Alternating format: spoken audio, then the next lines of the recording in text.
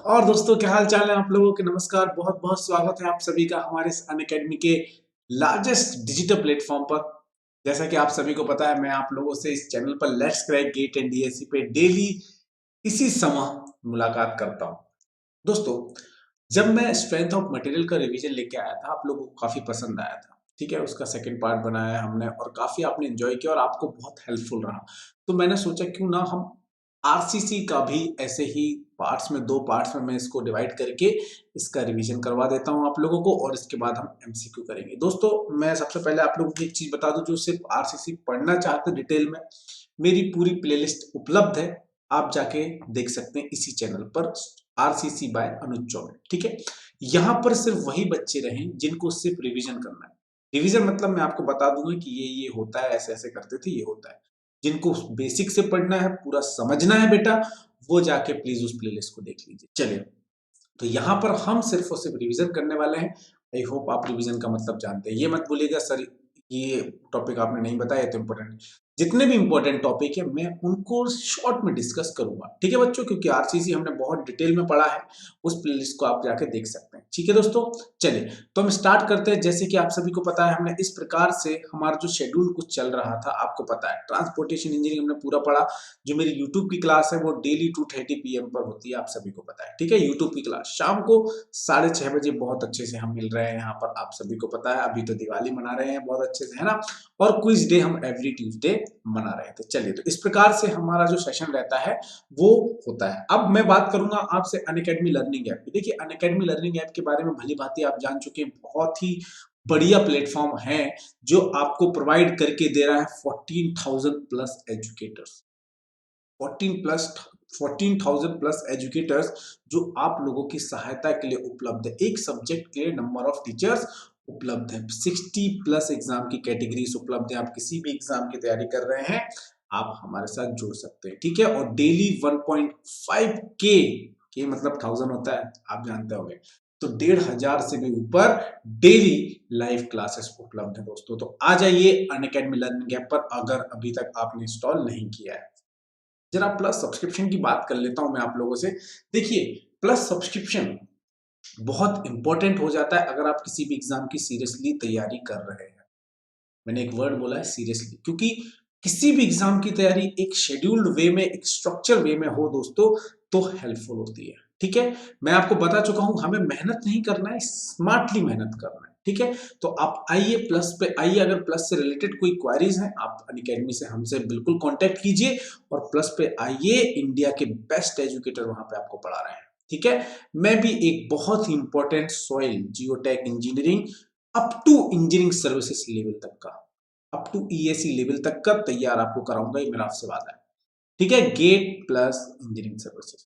ठीक है दोस्तों, इसमें जितने भी क्वेश्चंस बनते हैं मैं सारे आपको कवर कराने वाला हूं। आपको बस एक काम करना है, आप प्लस पे आइए। प्लस पे बहुत जल्द मैं जियोटेक स्टार्ट करने वाला हूं दोस्तों। ठीक है, वहां पे पूरे नोट्स मैं आपको प्रोवाइड कराऊंगा, टेस्ट सीरीज मिलेगी, क्विज सेशन होंगे, शॉर्ट नोट्स मिलेंगे और डिटेल में डिस्कशन होगा। ठीक है, तो दोस्तों आ जाइए प्लस पर, अगर अभी तक आप नहीं गए हैं। प्लस सब्सक्रिप्शन की जरा प्राइस की बात कर लेते हैं। अगर आप 1 साल का सब्सक्रिप्शन लेते हैं दोस्तों, तो उसकी प्राइस है 30,250 रुपए मात्र, 1 साल के लिए। अगर इसकी पर मंथ आप प्राइस निकालेंगे तो अप्रोक्स 2,500 रुपए, 2,500 रुपीज पर मंथ लग रहा है, मात्र मात्र। और आपको टॉप एजुकेटर से पढ़ने मिल रहा है, टेस्ट सीरीज फ्री मिल रही है, नोट्स मिल रहे हैं और डाउट क्लियरिंग क्लासेस, सब कुछ मिल रहा है। और वीडियो रिकॉर्डेड भी रहेंगे, आप बाद में भी देख सकते हैं, लाइव भी अटेंड कर सकते हैं। ठीक है बच्चों, अगर मैं 1.5 साल के सब्सक्रिप्शन की बात करूं तो उसकी प्राइस है मात्र मात्र 38,500। ठीक है, और अगर 2 साल की बात करें तो जैसे जैसे आप ज्यादा टाइम के लिए ले रहे हैं, देखिए पर मंथ कॉस्ट सिर्फ और सिर्फ 1,833 रुपए आ रही है। ठीक है, और इसमें टॉप एजुकेटर्स आपको पढ़ा रहे हैं, तो 2 साल की प्राइस हो जाएगी 44,000 रुपए। तो ये तो मैंने आपको प्राइस बताई। इसमें भी अगर आप कॉस्ट चाहते हैं कि कम हो जाए, ऑब्वियस सी बात है, हम सभी चाहते हैं कि हमें कम से कम पैसा पे करना पड़े, उसके लिए आप इस कूपन कोड को याद रखिए, AC007। जो भी आप प्राइस में, जो भी आप लेना चाहते हैं इनमें से, उस प्राइस में आप ये कूपन कोड एक बार यूज कीजिएगा दोस्तों, तो आपको सीधा सीधा 10% का ऑफ मिल जाएगा। चाहे आप ये लें, या आप किसी नॉन टेक्निकल एग्जाम की तैयारी कर रहे हैं, चाहे आप जेई की तैयारी, किसी भी एग्जाम की तैयारी कर रहे हैं, आप ये कोड कहीं भी एप्लीकेबल कर सकते हैं। मेरे दोस्तों, ठीक है। आपके दोस्त, आपके भाई, आपके चाचा के छोटे भाई, कोई भी, तो आप ये सब्सक्रिप्शन में ये कोड यूज कर सकते हैं। चलिए, तो ये हो गई हमारी सब्सक्रिप्शन की बात। जरूर आप आएंगे, मुझे आपसे उम्मीद है, हम इंतजार करेंगे आपका। अब जरा हम स्टार्ट करते हैं हमारा यहाँ अनअकैडमी लर्निंग ऐप पर मैं आपको 6:30 बजे मिलूंगा डेली, ठीक है। यहाँ पे जुड़ना ना भूलेगा दोस्तों, इसको इंस्टॉल करके मेरी प्रोफाइल जाके फॉलो कर लीजिएगा। यहाँ फ्री में स्पेशल क्लासेस आपको उपलब्ध है, ठीक है। और ये मैं बात कर रहा था कि ये आरसीसी पूरा अनुज चौबे के द्वारा मिल जाएगा आपको। अभी इसमें एक और ऐड हो गया कि ट्रांसपोर्टेशन बाय अनुज चौबे, तो ये भी आप देख सकते हैं। और स्ट्रेंथ ऑफ मटेरियल एकदम बेसिक से मैंने पूरा पढ़ा दिया। चलिए, तो हम स्टार्ट करते हैं सबसे पहले आरसीसी। सबसे पहले मैं आपको बताया था, जब मैंने पढ़ाया था तो बहुत बेसिक तरीके से पढ़ाया था। आरसीसी स्टार्ट करने के पहले एक बेसिक क्लास ली थी, ठीक है। मैंने उसमें बताया था कि आरसीसी है क्या। देखिए, कंक्रीट जो है ना बहुत इंपॉर्टेंट रोल प्ले करता है हमारे स्ट्रक्चर में, ठीक है। जो कंक्रीट है बहुत ही इंपॉर्टेंट रोल प्ले करता है हमारे स्ट्रक्चर में। और एक, जब मैं बता रहा था कि जब कंक्रीट का इंट्रोड्यूस कराया गया था हमारी कंस्ट्रक्शन फील्ड में, ड्रास्टिकली चेंजेस आ गए थे दोस्तों, ठीक है। बहुत ज्यादा इंपॉर्टेंट रोल प्ले करता है। और आज तक कंक्रीट का अल्टरनेटिव कंप्लीटली, कि इसको कन्वर्ट, इसकी जगह को रिप्लेस आज तक कोई नहीं कर पाया। इट्स लाइक सचिन तेंदुलकर, कि सचिन को रिप्लेस नहीं कर पाया, हाँ उनकी जगह लेने की कोशिश कर रहे हैं, उनकी उसको फिल करने की कोशिश कर रहे हैं उनकी पोजीशन को, लेकिन सचिन एक ही था, बोलते हैं ना। तो इसी प्रकार से कंक्रीट की जगह लेने के लिए, रिप्लेस करने के लिए काफी नंबर ऑफ एक्सपेरिमेंट किए जाते हैं, काफी हद तक रिप्लेस करते भी। लेकिन ये कि बिल्कुल कंक्रीट की जैसी जो हमें प्रॉपर्टीज मिल रही हैं, जिस तरीके से कंक्रीट बिहेव करता है, जिस तरीके से हमें एक फ्लेक्सिबिलिटी प्रोवाइड करके दे रहा है कंक्रीट ने, जिस तरीके से रास्ते खोले, वो चीजें बाकी अभी तक हमें उपलब्ध नहीं हो पाई, ठीक है। तो एक क्वेश्चन के साथ मैं आप लोगों को छोड़ूंगा। सबसे पहले तो मैं अपने लेक्चर में बता चुका हूं कि कंक्रीट आरसीसी हम बोलते हैं, आरसीसी हम बोलते हैं रेनफोर्स सीमेंट कंक्रीट। तो रेनफोर्स मतलब हमने सरिया, ये सरिया, और कंक्रीट, तो इन दोनों को ही क्यों मिलाया गया, रीजन क्या है, जरा बताइएगा कमेंट करके, ठीक है। कि क्या रीजन है कि इन दोनों को साथ में यूज किया गया। कुछ और भी यूज कर सकते थे, स्टील भी यूज कर सकते थे, लकड़ी भी यूज कर सकते थे, ऐसा क्या है कि रेनफोर्स और कंक्रीट को साथ में यूज किया गया। इस क्वेश्चन के साथ छोड़ के जा रहा हूं, आप इसका आंसर लाइव कमेंट में या ऑफलाइन दे सकते हैं। चलिए स्टार्ट करते हैं। तो भैया हमें क्या क्या पढ़ना है, हम पढ़ेंगे कि बेसिक इंट्रोडक्शन मटेरियल के बारे में थोड़ा सा मैं बता देता हूँ, कंक्रीट क्या होता है। उसके बाद आपको पढ़ना है WSM LSM, उसके बाद बीम की डिजाइन पढ़िएगा, उसके बाद आरसी सेक्शन में शेयर, टॉर्शन एंड बॉन्ड पढ़िएगा, बहुत इंपॉर्टेंट है यहाँ पे। Encourage length, development length, that will be a very very important session, और बहुत ही इंपॉर्टेंट पार्ट है ये, जाके एक बार जरा देख लीजिएगा। उसके बाद हमने पढ़ा था स्लैब, कॉलम एंड फुटिंग, और last but not least very important pre stress. इसके लिए मैं एक डेडिकेटेड लेक्चर आप लोगों के लिए और लेके आऊंगा, डोंट वरी। और इसके जितने भी क्वेश्चन आए हुए हैं, GATE, engineering services, junior engineering, SSC, JEE, AE, जितने भी एग्जाम्स है वो भी लेके आऊंगा, ठीक है। और इसके लिए मैं बहुत जल्द एक डेडिकेटेड आपके लिए लेक्चर प्रोवाइड उपलब्ध करा दूंगा। बस आप लोगों का सपोर्ट और साथ बना रहना बहुत इंपॉर्टेंट, ठीक है बच्चों। चलिए, तो इतनी चीजें आपको तो पढ़ना ही पढ़ना, इसके बिना आप कुछ नहीं छोड़ सकते। इसमें और भी चीजें हैं, हालांकि इनको मैंने बताया था कि आप थोड़ा सा शॉर्ट में भी पढ़ेंगे तो चल जाएगा, बट बाकी जो चीजें हैं उनको आपको बहुत डिटेल में लेनी पड़ेगी बच्चों, ठीक है। जैसे कि प्री स्ट्रेस बहुत ज्यादा इंपॉर्टेंट है, WSM LSM तो बहुत ही ज्यादा इंपॉर्टेंट है। WSM अब थोड़ी कम यूज होती है, क्यों ऐसा क्या है देखेंगे थोड़ी देर से, है ना। डिजाइन ऑफ बीम में अपन देखेंगे, टाइप्स ऑफ जो सेक्शन होंगे, ओवर अंडर, इनके बारे में मैं आपसे आज डिस्कस करूंगा। थोड़ा सा डिस्कशन बेसिक के बारे में करूंगा। उसके बाद WSM की लिमिटेशंस क्या है, इसके एजम्पशन काफी इंपॉर्टेंट है दोस्तों, है ना। और LSM के बारे में डिस्कस करेंगे, फिर बीम के बारे में करेंगे, और फिर थोड़ा मोड़ा डिस्कस करके फिर हम अगले लेक्चर में प्री स्ट्रेस के बारे में देखेंगे, ठीक है दोस्तों। चलिए, तो मैं सबसे पहले आपको बताता हूं, मैं बता रहा था आपको कंक्रीट के बारे में। तो किसी एक साइंटिस्ट ने बोला था, इटालियन आर्किटेक्चर ने सॉरी बोला था कि that concrete liberated us from the rectangle. पहले क्या था कि सिर्फ रेक्टेंगल स्ट्रक्चर ही बन रहे थे। क्यों बन रहे थे, क्या रीजन, उसका आंसर आपको मिलेगा जो मैंने आपसे पहला क्वेश्चन पूछ लिया, ठीक है। तो थोड़ा सा सोचिएगा, नहीं बनेगा तो नो इशू, नेक्स्ट लेक्चर में मैं आपको जरूर बताऊंगा, ठीक है बच्चों। तो जो कंक्रीट था, कंक्रीट के जब आने से क्या हुआ कि हमने एक, हमारी सोच बढ़ी, एक बोलते ना कुएं के मेंढक थे हम पहले, है ना। तो लेकिन जब कंक्रीट आया तो हमारी सोच बढ़ी, हमारी फ्लेक्सिबिलिटी है जो वो बढ़ी, ठीक है बच्चों। हमारी जो एक सेकंड दोस्तों, मैं एक सेकंड देख लूं, ऑनलाइन स्ट्रीमिंग बराबर है, बढ़िया। जी, हाँ, तो मैं ये बोल रहा था कि जो हमारे कंक्रीट के आने से क्या हुआ कि हमारी जो सोचने की क्षमता है, हम रेक्टेंगल से बाहर आए। हम number of types of structure create करने लगे, बनाने लगे और बहुत ड्रास्टिकली चेंजेस आ गए हमारे स्ट्रक्चर्स में। क्यों? उसका सबसे बड़ा रीजन था फ्लेक्सिबिलिटी। उसके पहले क्या था? रिजिडिटी। रिजिड स्ट्रक्चर्स जो थे उसके चक्कर में हम आगे नहीं बढ़ पा रहे थे। ठीक है, मैंने आपको एक बार डिस्कस किया था कि हमारे स्ट्रक्चर फ्लेक्सिबल होना चाहिए कि रिजिड होना चाहिए, के बारे में आपसे डिस्कस कर चुका हूं। Due to flexibility in a form of superiority in performance, क्या होगी? परफॉर्मेंस क्या होगी? सुपीरियर हो गई। It has replaced to a large extent the earlier material likes. पहले क्या यूज होते थे? Stone, timber and steel. मैंने आपसे पूछा है कि ऐसा क्यों, क्या बेटर दिया इसने हमें? ठीक है, ठीक है, तो इस सब के बारे में हम आगे और डिटेल में पढ़ने वाले हैं। ठीक है बच्चों, चलिए आगे बढ़ते हैं। ये रहा कंक्रीट, सभी जानते हैं। अब क्या है, कंक्रीट दो टाइप का होता है। एक होता है प्लेन कंक्रीट।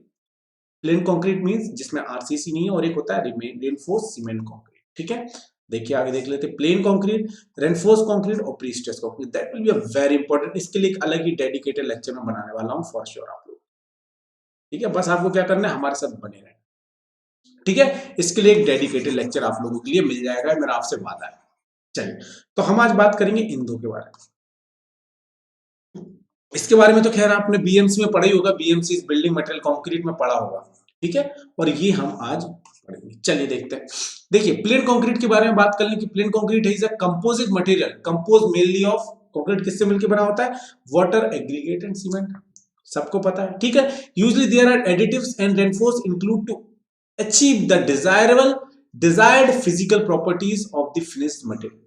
किस लिए? कि जो चाहते हैं फिजिकली कि भैया हमें कंक्रीट जैसे कि क्या दे रहा है, कंक्रीट हमें क्या देता है, बचपन से पढ़ते आ रहा है, सिविल इंजीनियरिंग जब से स्टार्ट करी है कि कंप्रेशन में स्ट्रांग होता है। तो ऐसा कोई भी तो चाहिए जो टेंशन ले पाए। तो वो कौन ले रहा है? वो कौन ले रहा है? हमारा रेनफोर्समेंट ले रहा है। ठीक है, लेकिन ये मैं जो पूछा हूं उसका रीजन अलग है। ठीक है, बहुत से ऐसे थे जो टेंशन में स्ट्रांग थे मटेरियल। ठीक है, लेकिन इसी को लेने की एक बहुत अच्छी वजह है, मैं चाहता हूं ये आप बताएंगे। चलिए, तो ये बात हो गई भैया।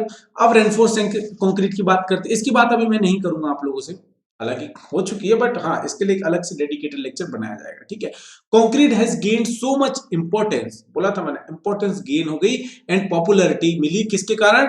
रेनफोर्स कंक्रीट के कारण। जब रेनफोर्स कंक्रीट इंट्रोड्यूस हुआ ना बच्चों, तो बहुत ही ज्यादा पॉपुलैरिटी और इंपॉर्टेंस मिलने लगी हमारे सिविल कंस्ट्रक्शंस को। ठीक है ना? Introduce the reinforcing bar in the concrete. किस रेनफोर्सिंग बार? कहां पे? कंक्रीट में। Make the concrete an excellent composite building material which can resist significant amount of tensile stress और स्ट्रेन आल्सो। अब स्ट्रेस स्ट्रेन क्या है सबका क्लियर होना चाहिए, सो मैं 50 बार पढ़ा चुका हूं।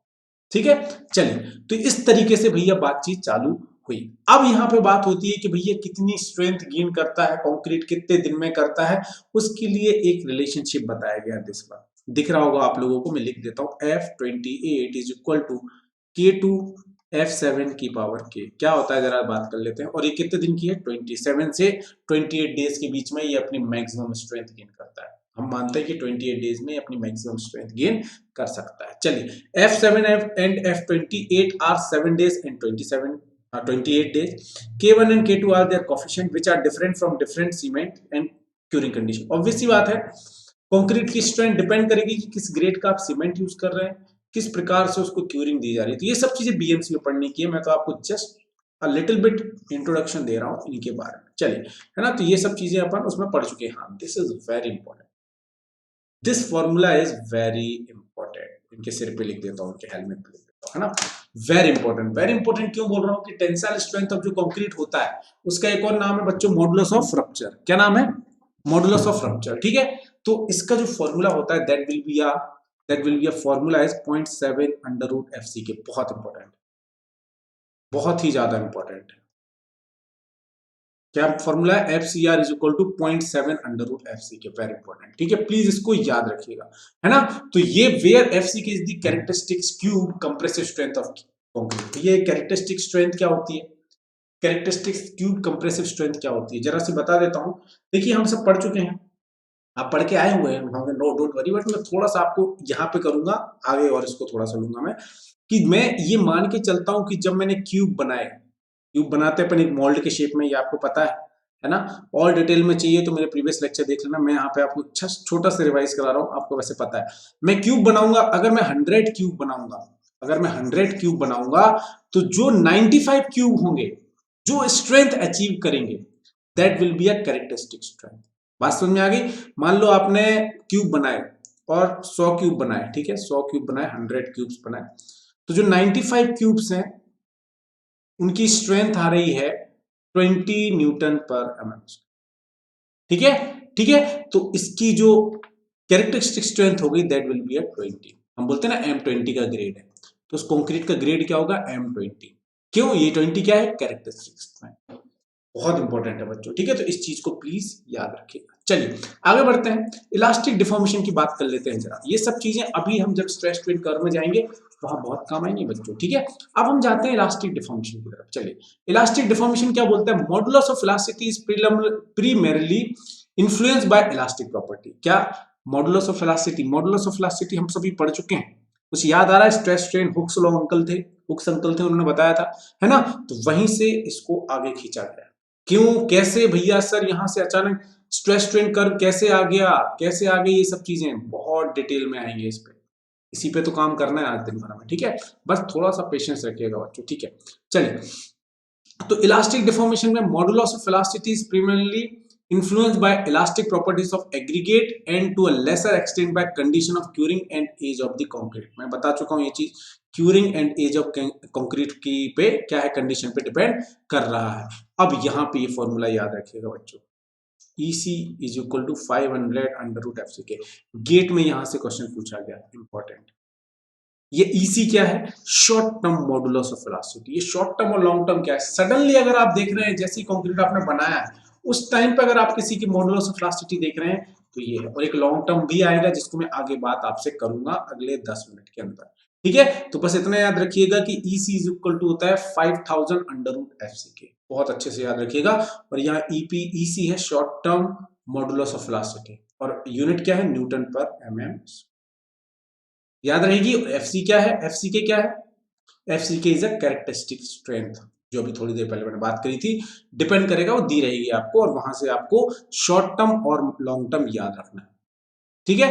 हाँ, एक यहां से ऑब्जेक्टिव बना हुआ है, it is the second modulus obtain from the stress strain diagram. सीधा यहां से एक ऑब्जेक्टिव बना हुआ है, याद रखिएगा, ठीक है, प्लीज इसको याद रखिएगा, इंपॉर्टेंट है। चलिए, अभी मैंने शॉर्ट टर्म की बात कर ली, अब करता हूं लॉन्ग टर्म की बात। ये जो मैं 2-3 पॉइंट बता रहा हूं दोस्तों, मैं बार बार बोल रहा हूं, काफी ज्यादा महत्वपूर्ण है, प्लीज इनको टाइम दीजिएगा। चलिए, तो अगली बात मैं करता हूं क्रीप ऑफ कंक्रीट की। क्रीप क्या होता है, क्रीप क्या होता है सभी को पता है, टाइम डिपेंडेंट है, टाइम डिपेंडेंट है, देखिए ये आपको पता है। और एक लोडिंग में क्या होता है, उसका डिफॉर्मेशन होता है, ठीक है। लोडिंग कैसा रहता है, कांस्टेंट रहता है ना, फटीग नहीं है, ठीक है। क्रीप और फटीग में डिफरेंस याद रखिएगा। Creep can be defined as the time dependent part of strain resulting from stress, the gradual increase in strain without increasing in stress. Strain increase हो रहा है, स्ट्रेस इंक्रीज नहीं, स्ट्रेन इंक्रीज हो रहा है, स्ट्रेस इंक्रीज नहीं हो रहा है, इस चीज को याद रखिएगा, इसको बोलते थे हम क्रीप, ठीक है। याद है, सस्टेन लोडिंग हम देते थे इसमें, याद है, ठीक है। तो क्रीप, तो यहां से भैया क्या क्रीप मुझे पढ़ना क्यों जरूरी पड़ा, क्योंकि मुझे यहां से निकालना है क्रीप कोफिशिएंट। क्रीप कोफिशिएंट क्यों निकालना है, क्योंकि मुझे लॉन्ग टर्म निकालना है। जरा ये क्या बोले, जरा इसको जरा सा मैं थोड़ा सा आपको डिटेल में ले जाऊंगा इसकी। जरा देखिए, हमने अभी पढ़ा एक EC sudden, modulus of elasticity sudden, या एट दैट टाइम, है ना, तुरंत जो अपन ने पढ़ा था, ठीक है ना। लेकिन जब मैं लॉन्ग टाइम की बात कर रहा हूं, हम ई जो निकाल रहे हैं, अब लॉन्ग टाइम की बात कर रहे हैं, कौन सी बात कर रहे हैं, लॉन्ग टाइम, लॉन्ग टाइम, है ना। देखिए, लॉन्ग टाइम की बात कर रहे हैं, तो इसमें जो सडन है, आ गया जी, सडन है वो तो लेना ही लेना है, प्लस आएगा 1+5। ये जरा क्या बात कर दी, जरा ध्यान से देखते हैं इसको। चलिए, ये जरा इन्होंने क्या बात करी है, जरा सा इनको ध्यान से मैं ले रहा हूं, है ना, ध्यान से देखिएगा। ये क्या बोल रहे हैं बच्चों, याद रखिएगा, EC प्लस अपॉन 1+5 क्या है ये, जरा अभी इसको जरा सा मैं ध्यान से आप लोगों के लिए दिखाता हूं, ध्यान से देखिएगा। बोला है कि जब हमने शॉर्ट टर्म की बात करी थी, जो हमारा शॉर्ट टर्म था, जो हमारे शॉर्ट टर्म की हमने बात करी थी, कि मतलब थोड़े समय के लिए। जब क्रीप की बात आ गई, जब लॉन्ग टर्म की बात आ गई, तो उसमें क्रीप आएगा। किस तरीके से क्रीप में वो प्रॉपर्टीज डिफरेंशिएट हो रही हैं वो आएगा। तो इसलिए यहां पर फाई की बात आई, and that phi will be a creep coefficient. और हमें ये पता है, ये हमें पता है कि हमारा जो ईसी है, जो हमारा ईसी है, दैट विल बी अभी पड़ा है 5000 अंडर रूट एफ सी के, है ना। ये अभी हमने पढ़ा। एफ सी के क्या है, हमारी कैरेक्टरिस्टिक स्ट्रेंथ। ईसी में पता है 5000, तो कांस्टेंट वैल्यू है। ठीक है, अब हमें निकालनी है फाई की वैल्यू। फाई बहुत इंपॉर्टेंट है मेरे बच्चों, क्रीप कोफिशिएंट, प्लीज इसको याद रखिए, प्लीज इसको याद रखिएगा बच्चों। ठीक है, क्रीप कोफिशिएंट जिसकी वैल्यू होगी ultimate creep strength upon elastic strength दे के रखेंगे। अगर क्रीप कोफिशिएंट की वैल्यू नहीं दे के रखी है तो यहां से डायरेक्ट आ जाएगी। ठीक है, ठीक है, तो ये चीज बहुत इंपॉर्टेंट है बच्चों, बार बार एग्जाम में पूछी गई है। तो हमें याद रखना है क्रीप कोफिशिएंट 7 डेज के लिए 2.2, 28 दिनों के लिए 1.6, 1 ईयर के लिए 1.6, 1.1। तो एक चीज यहां नोटिस कर रहे हैं, क्रीप कोफिशिएंट की वैल्यू समय के साथ कम हो रही है, समय के साथ कम हो रही है क्रीप कोफिशिएंट हो रही है। यहां से एक बहुत इंपॉर्टेंट चीज निकल के आ रही है कि समय के साथ अगर क्रीप कोफिशिएंट की वैल्यू कम हो रही है तो समय के साथ ई लॉन्ग की वैल्यू बढ़ती जाएगी। वेरी इंपॉर्टेंट अगेन, ये जो छोटे छोटे प्रश्न हैं जो काफी ज्यादा एग्जाम में पूछे गए। ठीक है, चलिए, creep of concrete depends on stress in the concrete, age of loading and the duration of loading. Ultimate creep strength may be estimated from value of creep coefficient. चलिए, तो ये टेबल बहुत इंपॉर्टेंट है, ये फॉर्मूला बहुत important है, और ये फॉर्मूला बहुत, ठीक है। तो इन चीजों को जरा याद रखिएगा नौजवानों, काफी इंपॉर्टेंट हो जाते हैं। बहुत इजी लग रहा होगा, लेकिन एग्जाम में यहीं से प्रश्न काफी बार पूछा गया है। ठीक है, तो यहां तक आपको समझ में आ गया होगा। ये तो बच्चों वाली मैंने बात करी है आपसे, बस थोड़ा सा आप लोगों को रिवाइज कराने की मैं कोशिश कर रहा था।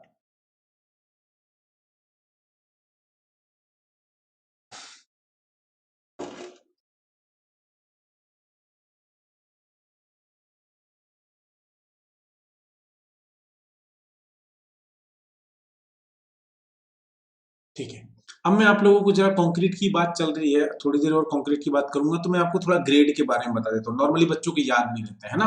तो भैया नॉमिनल मिक्स ग्रेड कौन से होते हैं, अब ये पता होना चाहिए। नॉमिनल और मिक्स डिजाइन क्या है। नॉमिनल मतलब ये वाले नॉर्मल, और मिक्स डिजाइन जो होती है कि हम खुद डिजाइन करके निकालते हैं cement concrete aggregate. Cement and aggregate की बात कर रहा था। तो जब उसकी अमाउंट हम खुद निकालते हैं, ठीक है, कैलकुलेट करके जो हम निकालते हैं, तब उसको हम बोलते हैं क्या, मिक्स डिजाइन। ठीक है, चलिए, तो हाँ, मैं नॉमिनल जो मिक्स की जो ग्रेड है वो याद रहना बहुत जरूरी है। बीइंग अ सिविल इंजीनियर हमें पता होना चाहिए। ठीक है, M5 का है 1510, M10 का है 136, M7.5 का है 148, M15 का 124, M20 का 1.3, 1.53, M25 का 112। तो ये हमें याद है ना। मैं एज्यूम करके चल रहा हूँ, हमें याद है, नहीं याद है याद कर लीजिए। मैं चाहता नहीं हूँ कि मैं कुछ भी छोड़ूं, इसलिए ये मैं थोड़ी देर से लूंगा। ये मत सोचिएगा कि मैंने एक को छोड़ दिया, मैं इसको लूंगा। ठीक है, चलिए इसकी बात कर लेते हैं। अब मैं यहाँ बात कर रहा हूँ स्ट्रेस स्ट्रेन कर्व की। ठीक है, बहुत इंपॉर्टेंट है, जरा इसको ध्यान से देखिएगा बच्चों, है ना। इस वाले कर्व को जरा ध्यान से देखिएगा जी। ये जो पॉइंट है, ये है मेरा टोटल स्ट्रेन का, है कि नहीं। यहाँ पे टोटल स्ट्रेन की बात हो रही है, यहाँ स्ट्रेस की बात हो रही है। इतना जो पॉइंट है, जिसको मैं आगे जाके डिफाइन करूंगा आप लोगों को, 0.002 से जो इंस्टेंट जो स्ट्रेन मिलती है ना, ये आएगा। और ये यहां तक पैराबोला हम लेते हैं, ये हम मान के चलते हैं कि जो हमारा इसका बिहेवियर है कंक्रीट का, इसका पैराबोला शेप, और धीरे धीरे ये स्ट्रेट की तरफ जाता है। ठीक है, और ये जो पॉइंट होता है that will be a residual creep strain. यहाँ पे क्या होता है, फ्रैक्चर की कंडीशन उपलब्ध होने लगती है। ठीक है, इसको मैं डिटेल में भी आऊंगा, बट यहाँ पे बस ये याद रखिए, एक ये पॉइंट, एक ये पॉइंट, और एक ये पॉइंट। ठीक है, इसको मैं थोड़ी देर में इसके पास वापस आऊंगा और इसको पूरा डिटेल में इसका एनालिसिस कर लेंगे। चलिए, ये समझ में आ गया जी। Why it is needed to define compressive strength, चलिए इसी की मैंने बात करी थी। यहां से एक बहुत इंपॉर्टेंट अगेन एक बहुत ही इंपॉर्टेंट फॉर्मूला निकल के आएगा बच्चों। ठीक है, जिसके बारे में बात करना अति आवश्यक है। चलिए देख लेते हैं जी।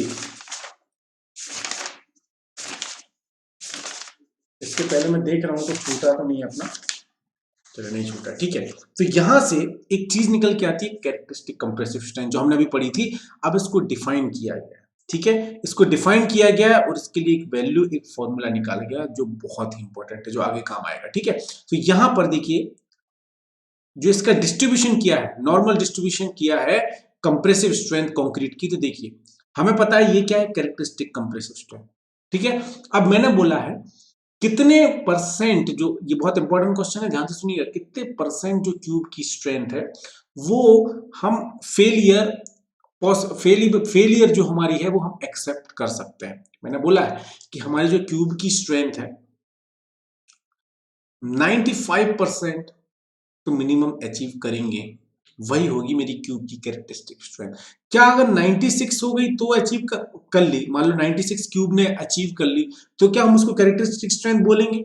बिल्कुल बोलेंगे, क्योंकि मैंने मिनिमम की बात करी है। ध्यान से सुनिएगा मैं क्या बता रहा हूं, ध्यान से सुनिएगा बच्चों, है ना। मैं बोल रहा हूं कि मैंने एक कंडीशन बताई आपको कि भैया अगर 95% मान लो 100 क्यूब बनाए थे, तो जो 95 में जो स्ट्रेंथ अचीव करी वो होती है कैरेक्टरिस्टिक स्ट्रेंथ। क्या 96 अचीव कर लेंगे तो भी होगी। क्या 97 कर लेंगे तो भी होगी। 98 कर लेंगे तो भी होगी। 99 कर लेंगे तो भी होगी। 100 कर लेंगे तो भी होगी। क्या 94 कर लेंगे तो नहीं होगी, है ना। तो हम 5% तक का फेलियर बर्दाश्त कर सकते हैं। एग्री कर रहे हो इस बात से? एग्री कर रहे हो? तो यही बात बताई गई कि ये हमारी कैरेक्टरिस्टिक स्ट्रेंथ। अगर इससे 5% कम भी हो गए तो हम बर्दाश्त कर लेंगे, इससे ज्यादा हो गए तो बर्दाश्त नहीं कर पाएंगे। बात समझ में आई? तो यहां से जो यहां तक की वैल्यू है, ये क्या है, ये है मीन स्ट्रेंथ। क्या है ये मीन स्ट्रेंथ। ठीक है, तो इसका फॉर्मूला कभी कभी पूछ लिया जाता है, तो ये याद रखिएगा, ये हो गया मीन स्ट्रेंथ। प्लीज इसको याद रखिएगा। और यहां से लेके जो यहां तक की वैल्यू है, that will be a 1.65 sigma. क्या होगी वैल्यू? 1.65 सिग्मा। और सिग्मा क्या है? Sigma is a standard deviation. आई बात समझ में कि नहीं आई? आगे बच्चों, सिग्मा क्या है? Standard deviation. क्लियर है? तो यहां से क्या एक फॉर्मूला निकल के नहीं आ गया एफएम का? ये इधर से इधर तक चाहिए एफएम, तो क्या फॉर्मूला निकल के नहीं आ गया? एफ सी के प्लस 1.65 सिग्मा। क्या नहीं आ गया निकल के? देख लो जरा, देखो ध्यान से, देखो जरा ध्यान से, है ना। आ गया कि नहीं आ गया बच्चों? देखो यहां से यहां तक की वैल्यू 1.65 है, यहां से यहां तक की वैल्यू एफ सी के, तो ये टोटल वैल्यू कितनी होगी? एफ एम, यही तो मेरी एफ एम थी, कितनी हो गई? एफ सी के प्लस 1.65 सिग्मा। ठीक है, अब यहां से जरा सिग्मा की वैल्यू मैं आप लोगों को बता देता हूं। हालांकि ये चीज मैं आगे समझाने वाला था, लेकिन अब यहीं आ गई तो यहीं बता देता हूं। चलिए, तो मैंने एफएम का फॉर्मूला बना दिया, एफ सी के प्लस 1.65 सिग्मा। चलिए, एग्री कर रहे हैं आप इस बात से? नहीं कर रहे हैं तो बता दीजिएगा, ठीक है। और सिग्मा की जो वैल्यूज हैं वो कन्वर्ट चेंज होती रहती है। M10 से M15 के बीच की बात होगी, उसके बाद बात होगी, एक मिनट रुकिएगा, उसके बाद बात होगी M20 से 25, है ना। और उसके बाद बात होगी M25 और उससे ज्यादा, M25 से ज्यादा, 20 तो 25 यहाँ आ गया, मोर देन M25। ठीक है, मैं आपको क्या बता रहा हूँ यहाँ पे? स्टैंडर्ड डेविएशन की वैल्यूज बता रहा हूँ, ठीक है। ध्यान से देखिएगा बच्चों। चलिए, सिग्मा की वैल्यूज बता रहा हूँ, ठीक है, मतलब स्टैंडर्ड डेविएशन की। इसके लिए होती है 3.5, इसके लिए होती है 4, इसके लिए होती है 5। याद रखिएगा ये वैल्यू, ठीक है, सिग्मा की स्टैंडर्ड डेविएशन। ठीक है, ठीक है। तो ये कभी कभी फॉर्मूला पूछ लेते हैं, तो ये भी बहुत इंपॉर्टेंट, जो इंपॉर्टेंट बोलता जा रहा हूँ याद रखते हैं। मैं पूरी बेसिक चीजें आप लोगों को अभी बताए दे रहा हूँ, ठीक है, जितनी भी इंपॉर्टेंट चीजें हैं। अगेन बोल रहा हूँ, जो डिटेल में पढ़ना चाहते हैं वो हमारे लेक्चर जरूर देखें। चलिए, तो अभी फिलहाल इतना बताना मुझे जरूरी था। ये स्टील के बारे में बात करिए, जरा आएंगे इस पे, डिटेल में आएंगे थोड़ी देर में, ठीक है। ये मैं बात कर रहा था आपसे स्ट्रेस स्ट्रेन करके, ठीक है। ये क्या है, आऊंगा थोड़ी देर में, है ना, आ ही रहा हूँ, बस इसी पे आ रहा हूँ, ठीक है। तो ये सब चीज, और ये है मेरे कोड बुक, जो कोड हमें पढ़ने थे। IS 456 2000 था, plain and reinforced concrete code है प्रैक्टिस के लिए। IS 875, उसमें part 1, part 2, part 3, part 4, part 5 है। ये सारे लोड्स के हैं, कोई है डेड लोड, कोई है लाइव लोड, कोई है अर्थक्वेक लोड, कोई है स्नो लोड, कोई है विंड लोड, ठीक है। कोई मतलब 1 2 3 4 5 ऐसा 875 part 1 part 2 part 3 part 4 part 5 ये रिवाइज हो गया 1987 फर्स्ट आया था उसके बाद रिवाइज हो गया ठीक है। और ये है फिर IS 1893 2000 है अर्थक्वेक के लिए, बहुत बढ़िया कोड है, इसको पढ़ेंगे तो आपको मजा आएगा दोस्तों। हालांकि हमारी इंजीनियरिंग में नहीं है ये, मास्टर जब आप करेंगे तब काम आएगा, लेकिन याद रखो और अच्छा कोड है, पढ़ेंगे मजा आएगा आपको उसको ठीक है। और लास्ट IS 13920 है जो डक्टाइल डिटेलिंग होती है रेनफोर्समेंट कंक्रीट की सीज्मिक फोर्सेस के लिए, उसकी एनालिसिस यहां से करता है। चलिए ये तो एक्स्ट्रा बात हो गई, इसके बारे में नहीं भी जानेंगे तो एग्जाम में चल जाएगा, but being a civil engineer पता होना चाहिए। चलिए अब हम आगे बढ़ते हैं।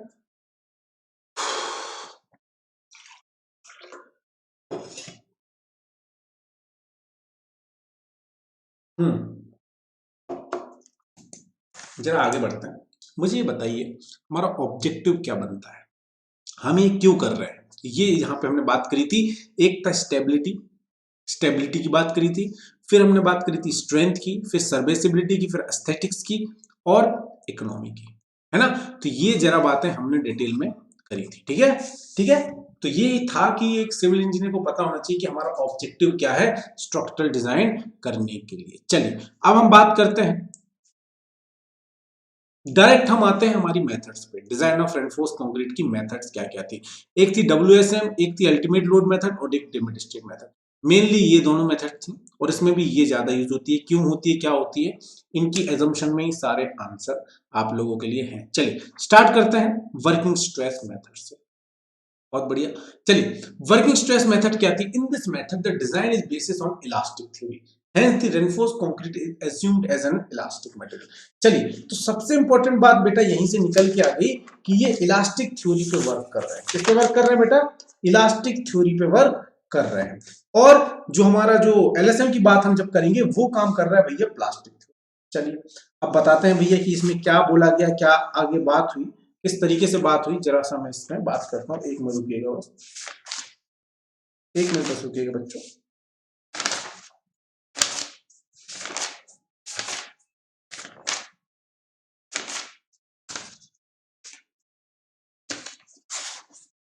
समझ आ रहा है कि नहीं आ रहा है आप लोगों को, ये बताइए जरा कमेंट करके, कमेंट करके बताइए बच्चों समझ आ रहा है कि नहीं।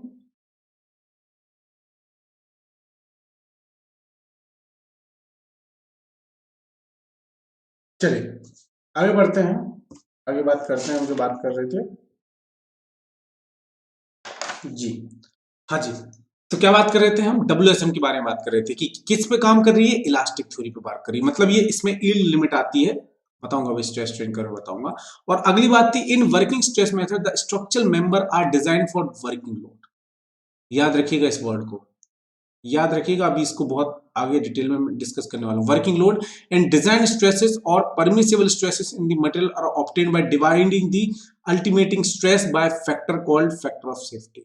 क्या बात कर दी भैया, यहां पर अलाउएबल स्ट्रेस या परमिसिबल स्ट्रेस होता है जो ऑब्टेन किया जाता है अल्टीमेट स्ट्रेस को डिवाइड करके, ठीक है। डिजाइन स्ट्रेस और परमिसिबल स्ट्रेस जो है मटेरियल का ऑब्टेन किया जाता है डिवाइड करके अल्टीमेट स्ट्रेस को, किससे, और उसको हम क्या बोलते हैं, factor of safety.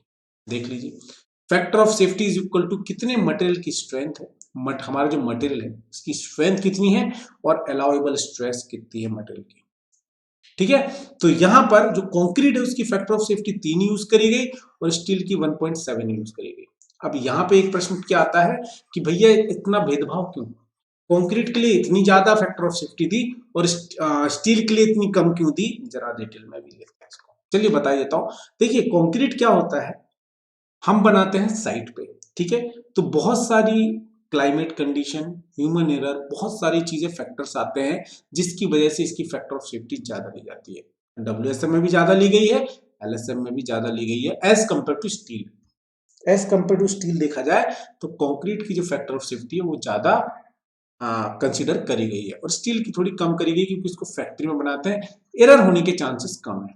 Factor of safety लेने का मतलब क्या होता है कि जो एरर हो रही है हमसे वो को कंसीडर कर लिया जाए, ठीक है। चलिए इन working stress method the failure criterion certain is the stress. क्या मानते हैं कि स्ट्रेस का ही मेन खेल होता है यहाँ पर, ठीक है, अभी जब मैं दोनों को कंपेयर करूंगा तो आप समझ पाएंगे इन चीजों को कि क्या बातें हो रही हैं। और this method is simple and reasonable reliable. ठीक है, सिंपल मेथड है, डब्ल्यूएसएम में कुछ नहीं हुआ है, स्ट्रेस देख लिया कितना आ रहा है, मटेरियल की स्ट्रेंथ कितनी है, डिजाइन कर दो। दिक्कत ये हो रही थी कि यहाँ पे बड़ी बड़ी बीम कॉलम बन रहे थे, अभी बताएंगे हम आपको कि किस तरीके से। ठीक है, अब ड्रॉबैक क्या हो रहे थे, अनइकोनॉमिकल बन रही थी, ये नहीं देखा जा रहा था कि हमें कितनी जरूरत है। एक सिंपल भाषा में बात करूं, हमें भैया मटेरियल कितना अचीव कर सकती है, उतना कर सकती है, बना दो, उस लोड के लिए डिजाइन कर दो। बात समझ में आ रही है। अगली बात करिए ने stress strain curve for concrete, ये बहुत इंपॉर्टेंट है। एज्यूम एज लीनियर, बोला गया है कि जो कंक्रीट का स्ट्रेस स्ट्रेन कर्व है उसको लीनियर इन्होंने एज्यूम किया पूरा, जबकि वो है नहीं। मैंने अभी बताया थोड़ी देर पहले कि वो पैराबोलिक है, फिर तो यहां पे इन्होंने ऐसा माना। ठीक है, लीनियर लीनियर माना है, जो कि सच्चाई नहीं है। तो अब जो आपके एजम्पशन है वही जब कॉन्ट्राडिक्ट कर रहे हैं, वही सही नहीं निकल रहे हैं, तो आपकी मेथड किस तरीके से। ठीक है, हालांकि स्ट्रेंथ बहुत ज्यादा होती है इसमें, लेकिन अनइकोनॉमिकल सेक्शन रिक्वायर्ड नहीं है उतना। ठीक है, अभी और बताऊंगा, बातें और डिटेल में इनके बारे में बात होगी। The failure criteria assumed stress but strain criteria is the reliable. अपनी जो एलएसएम आएगी, जो मैं अभी थोड़ी देर में आपसे डिस्कस करने ही चाह रहा था, वो फेलियर में बता ही दिया। इन्होंने क्या किया है कि स्ट्रेस में अपने स्ट्रक्चर को फेल का बताया, बट स्ट्रेन का जो है वो रिलायबल है। कैसे है, मैं इसलिए नहीं बोल रहा हूं क्योंकि मैं फिगर में ज्यादा बेटर तरीके से ये चीज आपको समझा पाऊंगा। चलिए, अब क्या हुआ, इन्होंने किया वर्किंग लोड पे काम। इन्होंने किस पे काम किया था, वर्किंग लोड पे। और मेन काम कब हुआ बताऊंगा, वर्किंग लोड क्या है, फैक्टर लोड क्या है, डिजाइन लोड क्या है। बस आइए आगे बात करते हैं। अब मैं बात करता हूं लोड फैक्टर और अल्टीमेट लोड मेथड। इनने फैक्टर लोड पे काम किया। उन्होंने क्या किया था, जितना लोड आ रहा है वर्किंग एक्चुअली उस पर डिजाइन कर दिया। ठीक है, इन्होंने क्या किया है, उसको फैक्टर्ड किया है।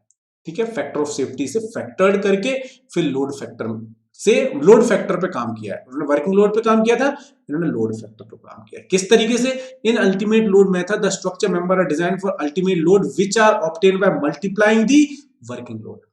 बस समझे, जो लोड है उसमें मल्टीप्लाई करने के बाद जो लोड निकला है, जिसको मैंने लोड फैक्टर बोला है, इस पे डिजाइन करा गया है ना। This method uses the actual stress strain curve. इन्होंने एक्चुअल स्ट्रेस स्ट्रेन कर्व को लिया है। और ultimate load method the failure criteria based on ultimate strain, जो हम चाहते थे।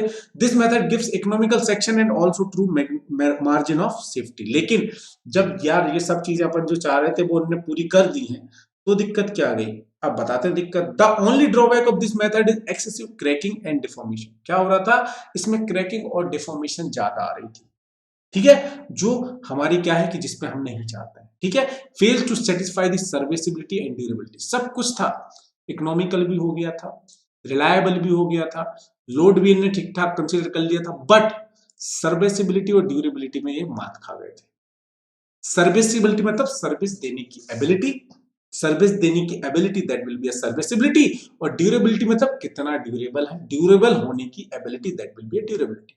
ठीक है, तो वहां पे जो मैंने डब्ल्यूएसएम में बात करी थी, वर्किंग लोड की करी थी, यहां पे बात हुई है लोड फैक्टर की, design load upon working load. ठीक है, वहां वर्किंग लोड ले लिया था, यहां पे उसको डिवाइड किया गया वर्किंग लोड को डिजाइन लोड से, फिर लोड फैक्टर निकला। तो अल्टीमेटली ये भी बोल सकते हैं कि जो वर्किंग लोड है into load factor is equal to design load, इसे भी बोल सकते हैं। चलिए आगे बढ़ते हैं, अब आते हैं एलएसएम के बारे में। तो अभी तीनों के बारे में बेसिक बता दिया है, फिर एक एक मेथड को हम डिस्कस करेंगे, एलएसएम और डब्ल्यूएसएम को। लिमिट स्टेट मेथड ने क्या किया, the structure element design for ultimate load and checked for serviceability also. देखिए, हमारा जो फैक्टर लोड हमने निकाला था वो सही था, लेकिन वो मात कहां खा रहे थे, सर्विसिबिलिटी में। इसमें वो चेक भी इंक्लूड कर दिए गए, और ये चेक लगाएगा वर्किंग लोड के लिए, so that the structure is fit to using throughout its life period. इसलिए ये सबसे ज्यादा यूज होती है। ठीक है, और जो हमारी वर्किंग थी वो किस पे काम कर रही थी, इलास्टिक थ्योरी पे काम कर रही थी। मतलब उन्होंने पूरे स्ट्रक्चर को ही इलास्टिक में माना था, स्ट्रेस स्ट्रेन कर्व को भी, और उन्होंने जो क्राइटेरिया लिया था फेल होने का, वो स्ट्रेस लिया था। ठीक है, इतनी चीजें थी जो मेन पॉइंट हमें याद रखनी थी, समझ के रखनी थी। चलिए, the acceptable limit of safety against strength and serviceability requirement before failure occur is called limit state. The acceptable limit for safety against strength and serviceability, तो बिना फेलियर के अकर हुए फेलियर के हुए बिना जो लिमिट तक पहुंच जाए, मैक्सिमम लिमिट हमारे जो मटेरियल की, हमारे जो स्ट्रक्चर की है, that is called limit state, इसलिए इसका नाम पड़ा लिमिट स्टेट मेथड। ठीक है, load and the strength of material that is the characteristic, ये सब ठीक है। तो ये जो दो पॉइंट थे वेरी इंपॉर्टेंट।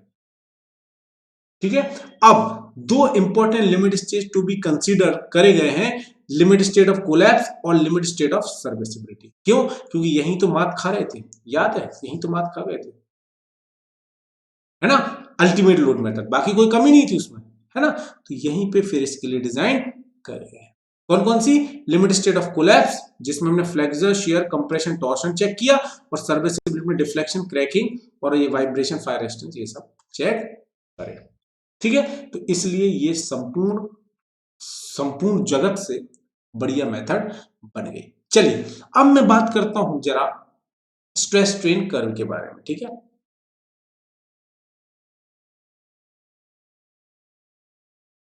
जी, सबसे पहले मैं बात कर लेता हूं वर्किंग स्ट्रेस मेथड और इन दोनों में फर्क क्या था।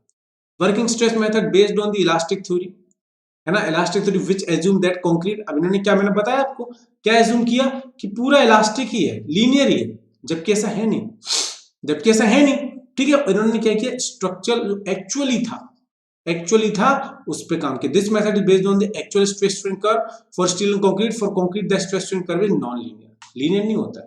उन्होंने क्या माना, इलास्टिक लीनियर, हमारा जो स्ट्रेस स्ट्रेन कर्व है वो लीनियर है और इलास्टिक थ्योरी पे काम किया।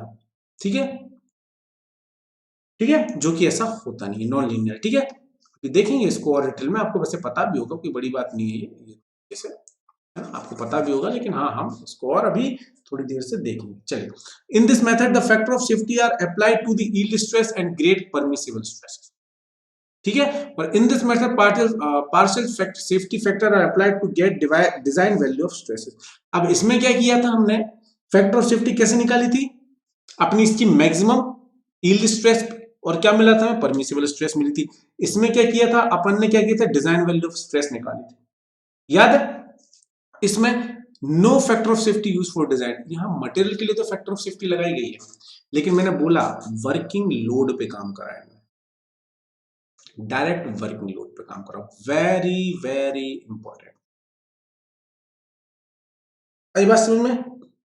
तो इन्होंने no factor of safety use, यही मेन कारण था जहां पे ये पता फेल हो रहे थे, और इसी की वजह से इनकी बाकी सारी चीजें फेल हो रही थी, समझ रहे हैं। और इन्होंने क्या किया, design load are obtain by multiplying partial factor of safety by load in working load, समझ रहे हैं। तो इन्होंने क्या किया है, इन्होंने क्या किया है कि वर्किंग लोड में भी फैक्टर ऑफ सेफ्टी इंक्लूड करी है, पार्शियल फैक्टर, सेफ्टर फैक्टर।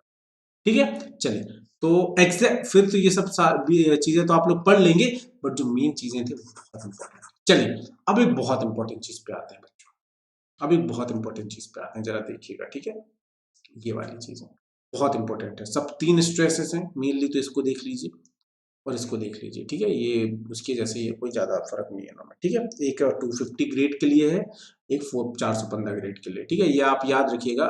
स्टील जैसे अपन ने कंक्रीट की करे थे ना, AM20, 25, 30 ग्रेड करे थे, ऐसे कंक्रीट का भी होता है क्या, FY 415, 250, है ना। तो ये आपको याद रखना है। ठीक है, ये सब 400, 450 इसको याद रखिएगा बच्चों। ठीक है, चलिए, तो मैं सबसे पहले कंक्रीट की बात करता हूँ। देखिए कंक्रीट में क्या हुआ, चलिए कंक्रीट का मैं स्ट्रेस स्ट्रेन कर्व बनाता हूँ, जो बहुत इंपॉर्टेंट है, जहां बच्चे बहुत कंफ्यूज होते हैं कि 0.67, 0.87 ये कहां से आता है। पानी पी लेते हैं, फिर हम स्टार्ट करते हैं इसको।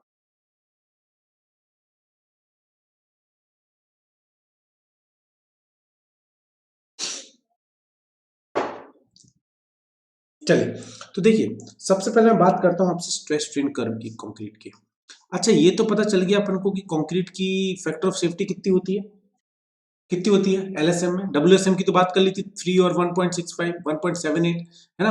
अब लिमिट स्टेट में जब मैं बात करूंगा, मैं दोनों को बता दे रहा हूँ, लिमिट स्टेट में जब हमने बात की, क्योंकि देखिए उसमें तो कोई पढ़ने की जरूरत नहीं, क्योंकि उसमें तो पता है लीनियर माना है। डब्ल्यूएसएम में बात दिक्कत आ रही थी एलएसएम की, तो मैं यही बता दे रहा हूँ एलएसएम की जो भी ग्राफ है, फिर अपन डब्ल्यूएसएम के बारे में डिस्कस करेंगे और उसके बाद आगे फर्दर देखेंगे। चलिए जी,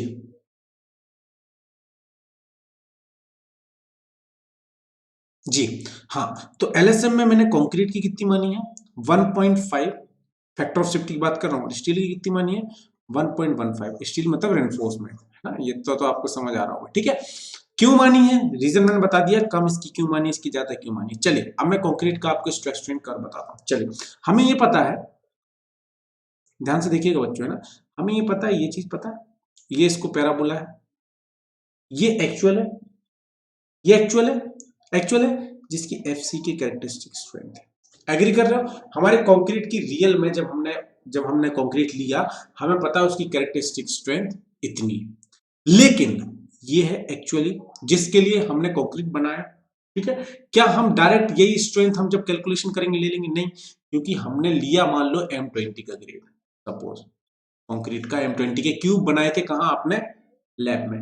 लेकिन जब वहां साइट पे बना रहे हो, ऑब्वियस सी बात है ह्यूमन एरर आएगी, कुछ ज्यादा मिक्स कम ज्यादा हो जाएगा, क्लाइमेट कंडीशन आएंगी, बहुत सी चीजें आएंगी, तो हमने इसका फैक्टर ऑफ सेफ्टी से इसको डिवाइड कर दिया, एफसीके को 1.5 से डिवाइड कर दिया। ठीक है, चलिए ये आ गया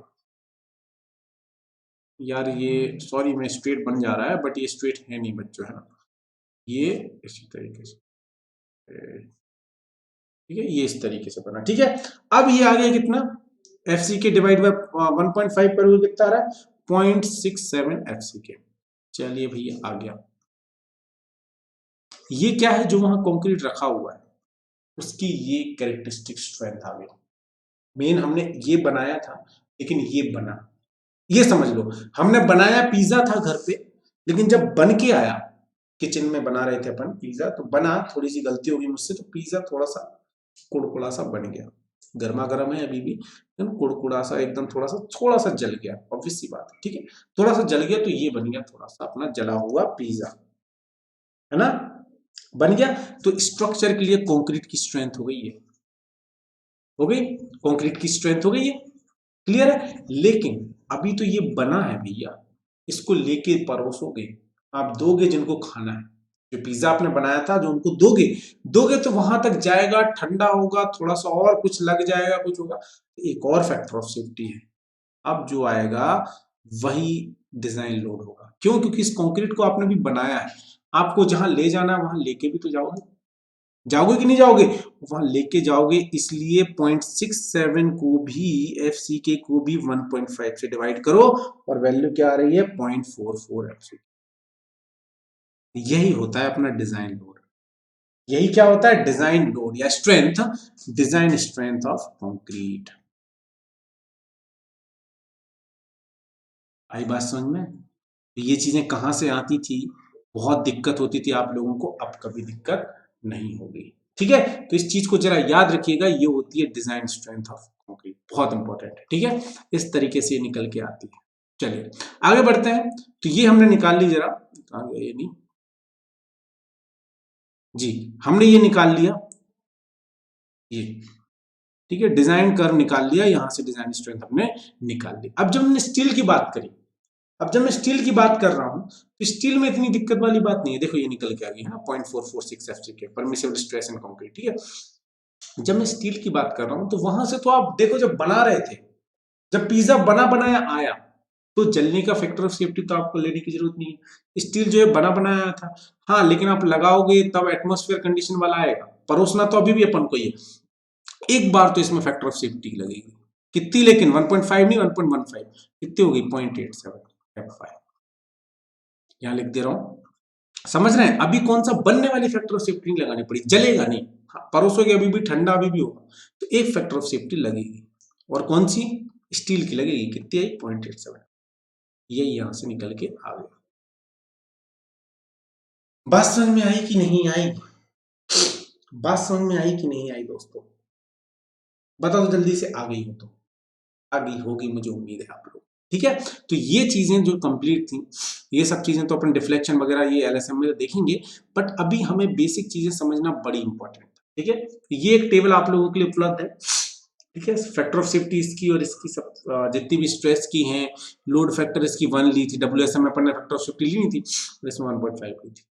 ठीक है, इसकी टोटल 3.0 आई थी, इसकी 3.3, तो इसलिए जो इसकी टोटल फैक्टर ऑफ सेफ्टी इसकी ज्यादा हो गई थी, इसकी टोटल फैक्टर ऑफ सेफ्टी कम हो गई थी, समझ रहे हैं, क्यों इसने यहाँ ली नहीं ना फैक्टर ऑफ सेफ्टी, यहाँ बहुत ज्यादा ले ली, अल्टीमेटली कंक्लूजन हमारा ये निकल रहा है कि जब मटेरियल की आपने फैक्टर ऑफ सेफ्टी बहुत ज्यादा ले ली, लेकिन जब आप लोड की बात हो रही तो आपने फैक्टर ऑफ सेफ्टी ली नहीं, मटेरियल की ज्यादा ले ली इसलिए अपना मटेरियल ज्यादा लग रहा है, जो कि अपना अपन चाहते हैं कि मटेरियल कम लगे और अपन को अच्छे से अच्छा घर बन जाए।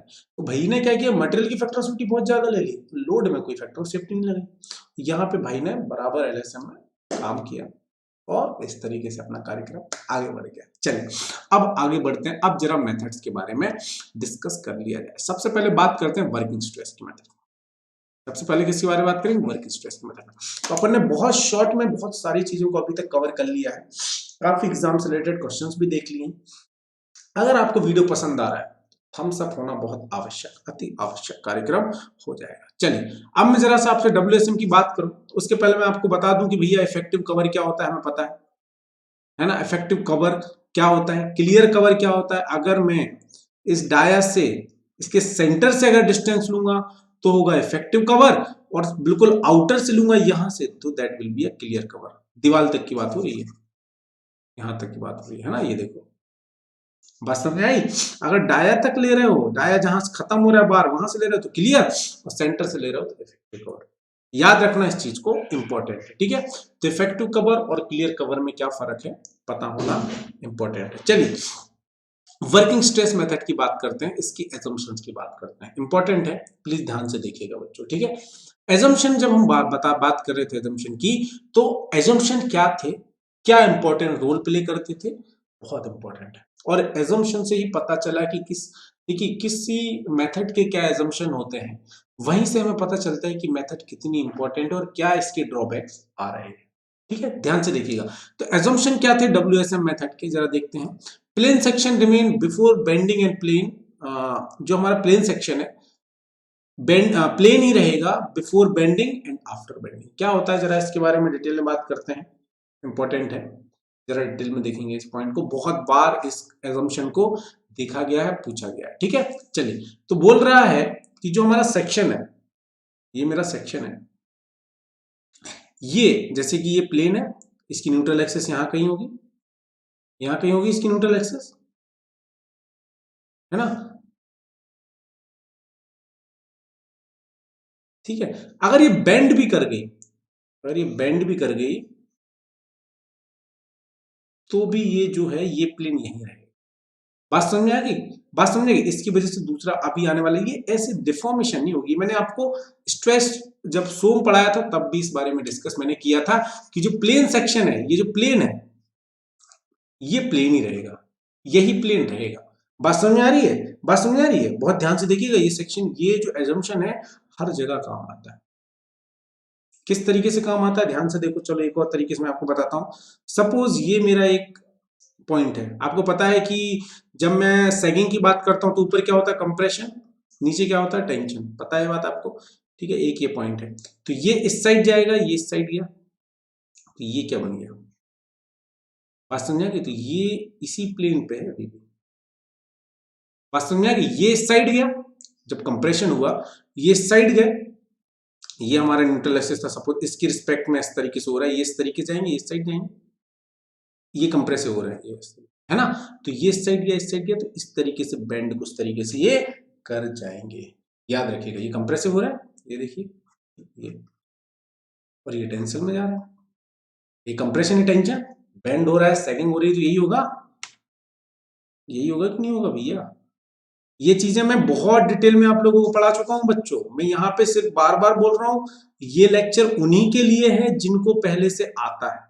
जिनको नहीं आता है प्लीज जाके पहले मेरे लेक्चर्स देख लीजिए। इस तरीके से बोल रहा था,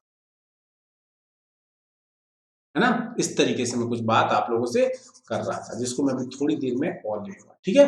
तो ये लेक्चर उन्हीं के लिए है जिनको पहले से आता है, बार बार बोल रहा हूं, ठीक है। Bond between steel and concrete is perfect with in elastic limit of steel. क्या है, बॉन्ड जो है कंक्रीट और स्टील के बीच में बढ़िया तरीके से रहना चाहिए, ऐसा ना हो कि बॉन्ड ना बने, वहीं से बाद में हमारी जो बॉन्ड स्ट्रेंथ निकल के आएगी, यहीं से निकल के आएगी। The steel and concrete behave as linear elastic material. बताया तो मैंने कि इनने क्या माना है कि इलास्टिक मटेरियल की तरह लीनियरली काम कर रहे हैं, क्योंकि ऐसा होता नहीं है। All tensile stresses are taken by reinforcement none by concrete. यहां बोला, ये assumption माना गया है कि जितने भी टेंसाइल लोड आएंगे जितने भी टेंसाइल स्ट्रेसेस आएंगे वो लेने की जो रिस्पॉन्सिबिलिटी है वो किसको दी गई है, स्टील को दी गई है कि भाई तू ले। हालांकि कंक्रीट अपने कंप्रेसिव स्ट्रेंथ का 10% ले सकता है, लेकिन बोला गया है कि नहीं भैया, स्टील का काम है, स्टील ही करेगा। हमने माना है कि बीम का जो ये क्वेश्चन बना हुआ है, जो बीम है हमारी, उसकी जो नीचे का पार्ट है वो जो कंक्रीट है वो अपन ने क्रैकिंग माना है, मतलब वो कोई लोड नहीं लेगा। बात समझ आ गई, याद रखिएगा, ठीक है। ठीक है, हाँ, एक बड़ा इंपॉर्टेंट पॉइंट आ गया, the stress in steel and concrete are related by factor known as modular ratio. बहुत इंपॉर्टेंट, बहुत प्रश्न बने हैं इस पे, बहुत ज्यादा प्रश्न बने हैं, जरा इसके बारे में डिस्कशन होगा डिटेल में। चलिए, तो अब मैं बात करता हूं भैया हमारे रेनफोर्स बीम सेक्शन के बारे में, ठीक है, ध्यान से देखिएगा। ये स्ट्रेन डिस्ट्रीब्यूशन है, ये स्ट्रेस डिस्ट्रीब्यूशन, जरा फिगर देखो, मैं बताता हूं आप लोगों को, है ना।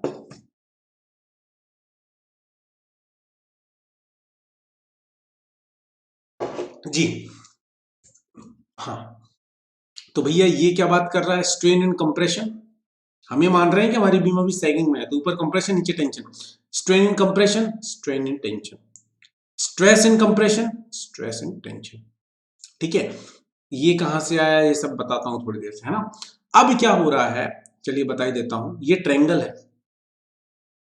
अब ये आप सीजी वगैरह पढ़ के आ चुके हैं, मैं ये मान के चल रहा हूँ सोम में आप ये सब चीजें पढ़ के आ चुके हैं, मैं नहीं पढ़ाई है, क्योंकि यहाँ जो कंप्रेसिव फोर्स लग रहे हैं, यहाँ कंप्रेसिव लगेंगे, यहाँ टेंसाइल फोर्स लगेंगे। सर ये नीचे क्यों लगे हैं, ये डायमीटर है, ये क्या है, मेरे बार है, इस तरीके से डले हुए हैं ना, एज्यूम कर पा रहे होंगे, मैंने इसकी फिगर भी आपको दिखाए। तो टॉप फाइबर से लेके जो इसके सेंटर तक है बार के, वो होता है डीप, बहुत इंपॉर्टेंट है, इफेक्टिव डेप्थ। क्या होता है, इफेक्टिव डेप्थ, क्लियर है, ये होता है इफेक्टिव डेप्थ, है ना। और ये टॉप से लेके जो न्यूट्रल एक्सिस तक की बात होगी, that will be a KD, KD part यार कौन था, ठीक है। तो ये होता है केडी, जिसको मैंने बोला एन, डेप्थ फैक्टर, अभी बताऊंगा इसके बारे में, एन, ठीक है। निकालेंगे इन सबके वैल्यूज, ठीक है, फॉर्मूला बता दूंगा, डेरिवेशन नहीं कराऊंगा क्योंकि मैं करा चुका हूं। चलिए जी, है ना, एम के बारे में थोड़ा सा बताऊंगा आपको, ठीक है। हाँ, अब मैं बता रहा था ये कंप्रेशन जोन है, ये टेंशन जोन है। यहाँ पे ऑब्वियस सी बात है, मुझे निकालना है कंप्रेसिव फोर्स, तो मैं मानूंगा कि कंप्रेसिव फोर्स इसके सीजी पे लग रहा है, तो ऊपर से कितना लगेगा, एक्स बी बाय 3, लगेगा कि नहीं लगेगा, लगेगा कि नहीं लगेगा, ठीक है। मतलब ऊपर से ऑब्वियस सी बात है एक डेप्थ पे लगेगा सीजी 1/3, चलो 1/3 याद रखो थोड़ी देर के लिए, ठीक है। और डी क्या है, इफेक्टिव डेप्थ। चलिए अब एक एक चीज को जरा डिस्कस करते हैं। चलिए, स्ट्रेस डायग्राम से जो अपना ट्रायंगल लॉ होता था, वहां से ये वैल्यू निकल के आ जाएगी, sigma C upon N, N मतलब this, sigma C upon N, and sigma S upon M, sigma S upon M, और डी माइनस एन, टोटल कितना है, देखिएगा, जरा देख लेते हैं इस चीज को, जरा देख लो ठीक से, है ना, ध्यान से देखना, इस चीज को मिटा देता हूं ताकि आपको समझ में आ जाए। चाहिए, देखिए ये टोटल कितना है, डी, डी, इसको आपने मान लिया एन, तो ये कितना बचा, डी माइनस एन, तो this upon this is equal to this upon this, और ये कितना है, डी माइनस एन, ठीक है। तो यही लिखा हुआ है, यही लिखा हुआ है, यहां से वैल्यू निकल के आएगी, ये सीधा आप ये फॉर्मूला याद रखिए, वेरी इंपॉर्टेंट, वेरी इंपॉर्टेंट। और एम इज इक्वल टू, ये याद रखिए, ये तो बहुत ही इंपॉर्टेंट है ना, बहुत important formula, m is a modular ratio, m is a modular ratio, बहुत इंपॉर्टेंट है, ठीक है। और सी क्या है, अपना स्ट्रेस था जो कंप्रेसिंग जोन में, याद करो, याद करो कुर्बानियां दोस्तों, ठीक है। तो ये था सिग्मा सीबीसी, क्लियर है। तो ये चीज हमने ये फॉर्मूला निकाल दिए, बहुत ही ज्यादा इंपॉर्टेंट, के का फॉर्मूला एम सिग्मा सीबीसी, हालांकि के का आप चाहे तो डायरेक्ट ये फॉर्मूला भी याद रख सकते हैं, एम की वैल्यू पुट कर, ठीक है, लेकिन एम का वैल्यू का फॉर्मूला आपको याद होना चाहिए, फॉर्मूला ये पूछा जाता है। अब आता है lever arm, lever arm is nothing, lever arm is nothing but, lever arm में बता देता हूँ, डी माइनस एन बाय 3, कहाँ गया, ये यहाँ देख लेते हैं। देखिए ये सब आपने बात कर ली, ये इफेक्टिव कवर हो गया, ये डी था, जूम कर देता हूँ जरा, आप लोग जरा देख लीजिए फिगर को, ये देखिए, ये अपने स्ट्रेस की बात हो रही है, ये स्ट्रेस है, ये अपना कंक्रीट का है, ये स्टील की बात हो रही है, और ये डी माइनस एन हो गया था अपना, ये डी था, ये एन था, है ना, ये न्यूट्रल एक्सिस ये अपना के डी, मैंने बताया था एन इज इक्वल टू के डी माना अपन ने, है ना, और ये डी माइनस के डी, ऑब्वियस सी बात है, डी माइनस एन मतलब एन की वैल्यू के डी। ठीक है, तो ये सारी बातें अपन ने कर ली। अब मैं लीवर आर्म की बात कर रहा था, लीवर आर्म है भैया, लीवर आर्म जो है, लीवर आर्म मतलब है परपेंडिकुलर डिस्टेंस कितनी आ रही है दोस्तों, कितनी परपेंडिकुलर डिस्टेंस कितनी आ रही है, दैट विल बी या d minus n by three, d minus n by three. अब अगर अपन यहां वैल्यूज पुट कर दें, ये अपन ने माना A is equal to J D, जहां पे जे क्या है, लीवर आर्म डेप्थ फैक्टर, ठीक है, तो यहां से जे की वैल्यू भी आ गई 1 माइनस के बाय थ्री। ठीक है, तो ये सब चीजें हम निकाल चुके हैं, बहुत डिटेल में इनका डिस्कशन हो चुका है, आपको उसके लिए मेरे लेक्चर्स देखने, और जिनको आती है सिर्फ रिवाइज कर रहे हैं उनका वेलकम है। ठीक है, इनको मैंने एक एक चीज को बहुत डिटेल में डिस्कस किया है, जे क्या है, किस तरीके से निकाला है, ये लीवर आर्म बहुत इंपॉर्टेंट है, ये काम आएगा, ये परपेंडिकुलर डिस्टेंस है जहां से कंप्रेसिव फोर्स लग रहा है, यहां से यहां तक की, यहाँ पे मेरा सी लग रहा था, ये मेरा सी लग रहा था, यहाँ पे अपना टी था, ये कंप्रेसिव फोर्स, इन दोनों के बीच के डिस्टेंस बहुत इंपॉर्टेंट है, ये याद रखिएगा बच्चों, है ना, ये वाली यही थी परपेंडिकुलर, इसी को बोलते हैं लीवर आर्म, प्लीज इसको याद रखिएगा, है ना, यही है, जहां कंप्रेसिव फोर्स लग रहा हो, जहां टेंशन फोर्स लग रहा हो, उनके बीच के डिस्टेंस को बोला गया लीवर आर्म। क्लियर है, क्लियर है, याद रखिएगा, ठीक है बच्चों, बहुत इंपॉर्टेंट है। चलिए, इसके बाद हमने क्या बात करी, इसके बाद लिमिटेशन की बात कर लेते हैं, बस लिमिटेशन की और बात करेंगे। इसके बाद कुछ क्वेश्चंस मैंने कराए थे, और वो क्वेश्चंस आप लोग चाहें तो लेक्चर्स में देख सकते हैं, प्लेलिस्ट में डली हुई है, और उसके बाद हम खत्म करते हैं। चलिए, लिमिटेशंस की ओर मैं आप लोगों से बात कर लेता हूँ जरा, क्या लिमिटेशंस थी, हालांकि मैं आपको बता चुका हूँ, उसके बारे में डीप में नॉलेज दे चुका हूँ, बट एक बार फिर से बात कर लेता हूँ। Use of WSM of design is not only limited to concrete structure, but earlier it was used for the design of timber and steel structure also, however it is in the following drawback. ठीक है, तो ये कब से बात हो रही है, कंक्रीट स्ट्रक्चर नहीं, उसके पहले जब मैंने बताया था आप लोगों की कि जो स्टील और टिम्बर स्ट्रक्चर थे वहां पे भी इसका यूज होता था, तो वहां पे भी उस वजह, क्योंकि देखिए इसके जो एजम्पशन बनाए गए थे वो इसलिए नहीं बनाए गए थे कि सिर्फ कंक्रीट आ गया था, उसके पहले भी जो यूज हो रहे थे उसके हिसाब से देख के एजम्पशन बनाए, कि लोग पागल थोड़ी थे। ठीक है, ठीक है, तो सबसे पहला तो वही है कि जो लीनियर मान लिया था अपने इलास्टिक बिहेवियर को, वही इन्होंने गलती करी थी, सबसे बड़ी गलती तो इनकी यही हो गई थी, है ना, है ना, वही दिक्कत हो गई थी। तो ये क्या हो रहा था, उसकी वजह से दिक्कत में फंस गए थे, क्योंकि कंक्रीट बहुत ड्रास्टिकली चेंज हो गया था, कंक्रीट आ गया था, उसके कारण दिक्कतें बन गई थी। ठीक है, चलिए, और actual factor of safety is not known precisely, actual factor of safety क्या रही, क्योंकि इन्होंने, मैंने क्या बताया था, मटेरियल में ज्यादा ले ली थी, मटेरियल में ज्यादा फैक्टर ऑफ सेफ्टी ली थी, और स्टील में लोड में कम ले ली थी, वर्किंग लोड में, वहां पे भी ये लोग थोड़े फंस गए थे। ठीक है, और एक और इंपॉर्टेंट था ये वाला, it is not advantageous to use high strength deform bar, high strength deform bar मतलब कौन से होते हैं, Fe415 और Fe250 के ऊपर वाले, ठीक है, उनको बोला गया है high strength deform bar, HYSD, are compression reinforced since the permissible stresses are relatively low and it's independent of the grade of steel used as compression reinforcement। तो इस सब की लिमिटेशंस की वजह से क्या हुआ, लिमिटेशंस की वजह से क्या हुआ कि इसको रिप्लेस कर दिया गया एलएसएम से। ठीक है, thus WSM has been gradually replaced by LSM of design in IS 456-2000। ठीक है, the WSM has been placed in annexure B and gives greater emphasis on LSM of design, LSM पे ज्यादा emphasis दिया गया। चलिए, तो ये थी, और ये न्यूमेरिकल्स में बार बार बोल रहा हूं, जाके देख लीजिए, एक बार चेक कर लीजिए, ये थी हमारी मेन WSM और RCC के बारे में। अगला पार्ट 2 जो आएगा वो LSM के बारे में आएगा, उसके बाद थोड़ा बीमिंग के बारे में बता के मैं प्री स्ट्रेस के बारे में मेन बात करूं, क्योंकि वो बहुत इंपॉर्टेंट बना। ठीक है, तो ये लेक्चर उनके लिए था जिनको सब आता था, बस चाहते थे कि एक बार सारी चीजों को देख लिया जाए। ठीक है, हाँ, LSM पे मैं ज्यादा फोर्स दूंगा, ज्यादा फोकस करूंगा, WSM उतना इंपॉर्टेंट नहीं है, फ्रेंकली ना, फील्ड पे अब ज्यादा यूज होता है, थ्योरी पूछी जाती है, छोटे मोटे न्यूमेरिकल्स आते हैं, एजम्पशंस पूछ ले जाते हैं, वर्किंग लोड वगैरह के बारे में जो एजम्पशंस और जो क्लॉज हैं उनके बारे में बात होती है, ज्यादा डिटेल में ये नहीं आता।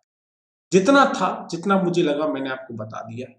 अब जब मैं एलएसएम की बात करूंगा वो बहुत इंपॉर्टेंट है दोस्तों, प्लीज उस लेक्चर को ध्यान से देखिएगा।